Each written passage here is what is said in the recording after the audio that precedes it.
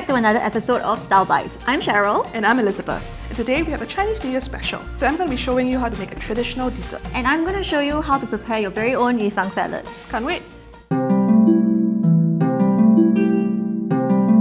Today I'm going to make a sweet treasure pear dessert. It's a Chinese dessert that's relatively easy to make. All you need is one pot, and you can serve it chilled. You can steam it if you want it to be softer, or you can serve it as is. And best of all, it looks great and tastes great.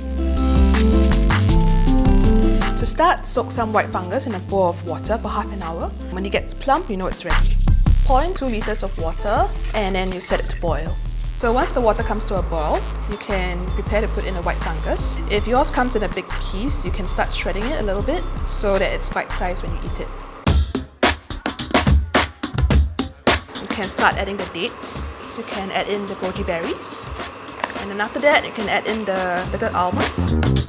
And just give it a good stir so that the ingredients are nice and separate.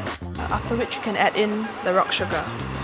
While the soup is boiling, you can take a pear, cut off the top part of it, take a spoon and scoop up the insides.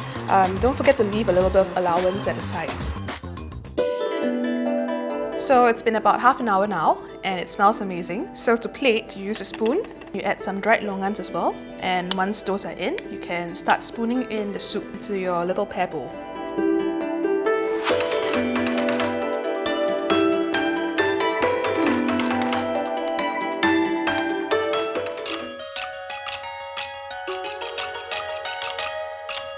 So today I'm going to show you how to prepare your own yusheng dish at home. It requires no cooking, and if you would like to incorporate a little special twist to it, you can add a myriad of your own favorite fruits. While this dish doesn't require any cooking, it does require killer prep work. So we're going to start julienning most of our root vegetables first. For ease, I'm going to use a spiralizer.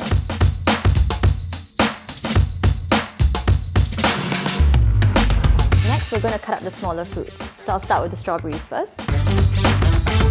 And then we're going to break apart the pomelo into smaller pieces. And now we're ready to plate.